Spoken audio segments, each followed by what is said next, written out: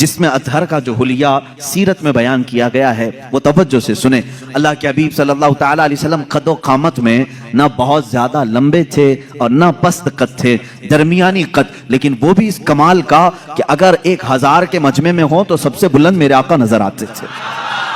یہ تو میرے آقا کا معجزہ بھی تھا۔ قد و قامت کے متعلق صحابہ نے یہ فرمایا، اور اس کے بعد صحابہ نے ام المومنین عائشہ صدیقہ رضی اللہ تعالیٰ ام سلمہ رضی اللہ تعالیٰ عنہ، یہ وہ صحابہ اور صحابیات اور ازواج کی تذکرے میں کر رہا ہوں جنہوں نے میرے آقا صلی اللہ تعالیٰ علیہ وسلم کے ساتھ اپنی زندگی کے لمحات بتائے ہیں اور صحبت پائی ہے۔ انہوں نے تاریخ میں حضور کا حلیہ رقم کیا ہے۔ اللہ کے نبی صلی اللہ تعالیٰ علیہ وسلم کی پیشانی مبارکہ ابھری ہوئی تھی، چوڑی تھی، ایسی نہیں کہ بالکل چھوٹی ہو، کشادہ پیشانی تھی، اور حضور اکرم صلی اللہ تعالیٰ علیہ وسلم کی دونوں بھویں جو تھی، ان کو بھویں کہا جاتا ہے، ابرو کہتے ہیں یا بھویں کہتے ہیں، یہ دونوں نہایت گھنے تھے اور بیچ میں آ کر کے مل جاتے تھے، یعنی دونوں بھووں کے درمیان ملاوٹ تھی، اتنا کشادہ نہیں، کھلے ہوئے نہیں، دونوں ابرو مل جایا کرتے تھے۔ یہ خوبصورتی کے اعلیٰ قسم ہوا کرتی ہے، اور حضور پاک صلی اللہ تعالیٰ علیہ وسلم کی پلکیں نہایت گھنی اور لمبی تھی۔ حضور پاک صلی اللہ تعالیٰ علیہ وسلم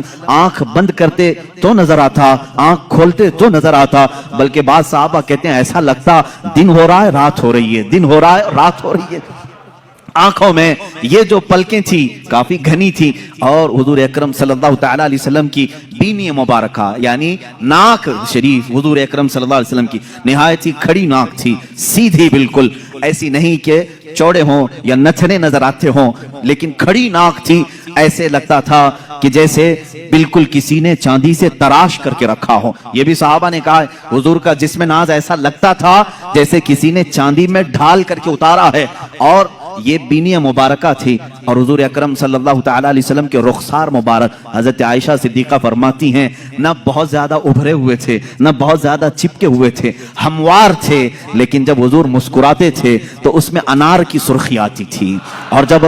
ناراض ہوتے، غصہ ہوتے تو اس میں لال پن نظر آتا تھا۔ صحابہ اس سے محسوس کر لیتے حضور پاک صلی اللہ تعالیٰ علیہ وسلم کے رخسار پاک۔ یہاں تک کہ ایک صحابی نے کہا حضور گورے رنگت کے تھے، لیکن گورے کا مطلب چونے جیسی سفیدی نہیں، بلکہ کہتے ہیں ایسے گورے جس کو کہتے ہیں گلابی رنگت ہو۔ حضور پاک صلی اللہ تعالیٰ علیہ وسلم گلابی مائل تھے خوبصورتی میں،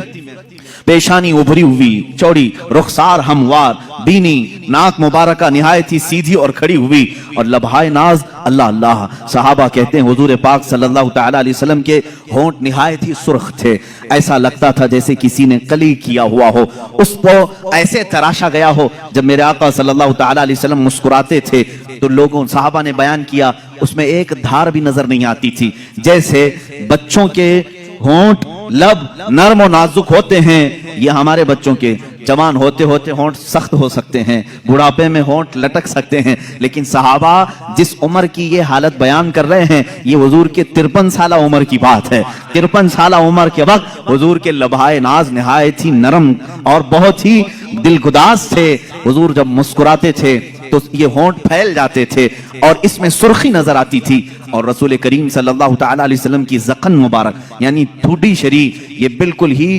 مثلث نما، یعنی ایسے نہیں کہ جس کو عیب دار سمجھا جائے، اور داڑھی شریف اتنی گھنی تھی، حضور پاک صلی اللہ تعالیٰ علیہ وسلم کی داڑھی نہایت گھنی، اور بال شریف بہت سیدھے بھی نہیں، بہت گھنگرو بھی نہیں، لیکن تھوڑے سے گھنگریالو تھے، اور سر مبارک سے جو بال تھے صحابہ اکرام فرماتے ہیں کہ پیشانی سے لٹک کر کانوں کی لو تک آتے تھے، جو زلفیں تھی حضور پاک صلی اللہ علیہ وسلم کی، اور کبھی کندھوں تک آ جاتے تھے، لیکن ان زلفوں میں بل کھائے ہوئے تھے، یعنی ہلکے ہلکی سے گھنگریالو تھے، اور رسول کریم صلی اللہ تعالیٰ علیہ وسلم کے کانوں سے جب یہ گھنے بال کندھوں تک لٹکتے تھے، ماں عائشہ صدیقہ فرماتی ہیں کالے بال، نہایت کالے بال جب وہ دونوں کندھوں تک لٹکتے تھے، اور ان بالوں کے بیچ میں دونوں کان ایسے لگتے جیسے تارے رات میں کھلے ہوئے ہوں، دو بڑے ستارے ان گھنے بالوں کے درمیان کھلے ہوئے ہوں۔ صحابہ کہتے ہیں اسی طرح سے نظر آتے تھے، کیونکہ کانوں میں بالکل سفیدی تھی، بہت ہی روشنی تھی، اور بال نہایت ہی رنگ کالے، اور ان کالی رنگت میں جب وہ سفید رنگ کے کان ہوں یقیناً وہ خوبصورت ہوں گے، یقیناً وہ تارے سے زیادہ خوبصورت لگتے ہوں گے۔ अब गर्दन मुबारक जो थी सहाबा कहते हैं सुराही नुमा थी, ऐसे जैसे कि हुजूर अकरम सल्लल्लाहु अलैहि वसल्लम पानी पी रहे हों तो सहाबा को ये तक नजर आता था कि पानी उतर रहा है, जैसे शीशे के अंदर सुराही में पानी डाला जाए। और एक सहाबी बयान करते हैं हुजूर पाक सल्लल्लाहु ताला अलैहि वसल्लम से जिसने मुसाफा किया वो हथेलियां इतनी नरमो गुदाज थी, कहते हैं दुनिया के किसी रेशम में उतनी नरम गुदाजत नहीं होती, उतनी लताफत नहीं होती, इतनी लताफत। और वो भी किस उम्र की बात, 53 साल उम्र की बात है। हाथ जवान होते होते सख्त होने लगते हैं, बच्चों के तो हम समझ लेंगे कि नरम होंगे, लेकिन जवानी में हाथ छूते हुए मेहनत करते हुए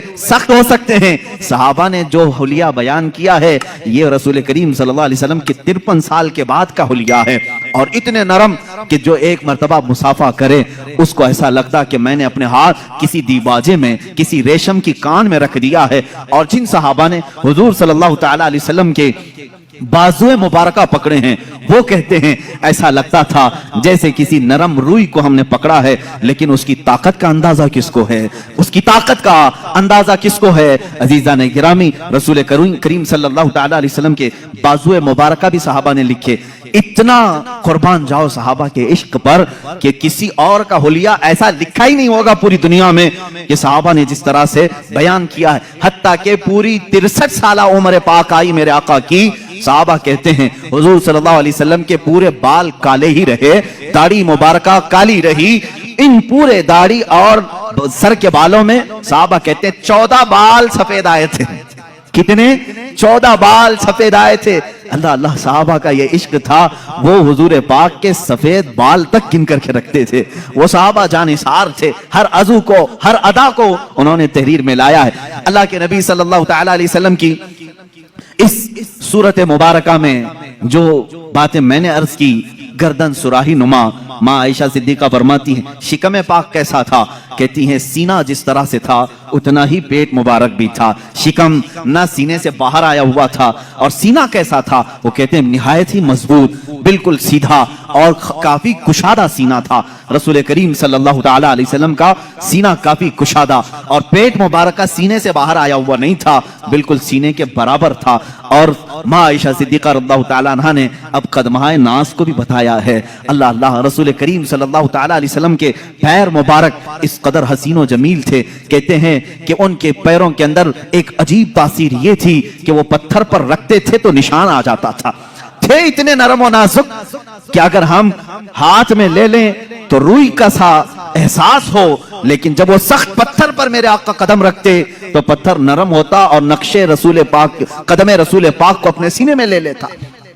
रसूल करीम सल्लल्लाहु ताला अलैहि वसल्लम के दंदाने मुबारक, दांत मुबारक, हजरत आयशा फरमाती है हर दांत से अलग नूर निकलता था, हर दांत से अलग नूर निकलता था। एक मर्तबा आयशा सिद्दीका रज़ियल्लाहु ताला अन्हा फरमाती हैं मैं घर में बैठी अपने कपड़ा सी रही थी और अंधेरा था, मैं अंधेरे में ही कपड़ा सिल रही थी। इसी असना में रसूल करीम सल्लल्लाहु ताला अलैहि वसल्लम मेरे हुजरे के करीब आए, मैंने कपड़ा समेटना चाहा, सुई मेरे हाथ से गिर गई। हुजरे में सुई कहाँ नजर आए अंधेरे में। अल्लाह कि हबीब सल्लल्लाहु ताला अलैहि वसल्लम हुजरे में दाखिल हुए और प्यार से हजरत आयशा को हुमैरा कहा जाता था। या हुमैरा, ए हुमैरा, किस चीज की तलाश में हो? हुजूर पाक ने मुस्कुराया, जब मुस्कुराते थे तो 4 दंदाने मुबारका हुजूर के नजर आते थे। हजरत आयशा फरमाती हैं उन दांतों से इतनी रोशनी निकली कि मेरी गुमशुदा सुई मुझे मिल गई। 4 दंदाने मुबारका की रोशनी से हुजरे में इतनी रोशनी आई थी कि हजरत आयशा फरमाती है मेरी गुमी हुई सुई मुझे वापस मिल गई। आंखें हुजूर अकरम सल्लल्लाहु ताला अलैहि वसल्लम की कैसी थी? हजरत समुरा बिन जुंदुब रज़ियल्लाहु ताला, बरा बिन आजिब रज़ियल्लाहु ताला, खुद माँ आयशा सिद्दीका रज़ियल्लाहु ताला अन्हा फरमाती हैं अल्लाह के नबी सल्लल्लाहु ताला अलैहि वसल्लम की आंखें काफी कुशादा, बड़ी बड़ी आंखें थी, इतनी बड़ी भी नहीं कि देखने वाले को ऐब लगे, बहुत छोटी भी नहीं पतली, लेकिन इसको बड़ी आंखें कहा जाता है। जिसकी बड़ी आंखें होती हैं वो खूबसूरती की एक किस्म होती है, बड़ी आंखें होना खूबसूरती की एक किस्म है। अल्लाह के नबी सल्लल्लाहु ताला अलैहि वसल्लम की आंखों के अंदर की भी बात सहाबा फरमाते हैं ये जो पुतली थी निहायत काली थी, और जो बाहर की सफेदी थी वो बहुत सफेद, लेकिन उसमें खून के जो डोरे थे वो साफ नजर आया करते थे, बारीक बारीक नसें साफ नजर आती थी। सहाबा ने क्या क्या देखा है और क्या क्या नक्श करके रखा है, मेरे अजीजों गालिबन बाद में आने वाले हम गुलामों के लिए ही उन्होंने लिखा होगा, इसीलिए उन्होंने बताया होगा ऐ नादान जब कभी तेरा दिल परेशान हो जाए, घबरा जाए, इस हुलिये पाक को एक बार पढ़ लेना, फिर आंखें बंद कर लेना, सारी थकान दूर हो जाएगी। ساری تھکان دور ہو جائے. رسول کریم صلی اللہ تعالی علیہ وسلم کا حلیہ پاک جیسے ہی تصور میں آ جائے گا ہر چیز تم دنیا کی بھول جاؤ گے.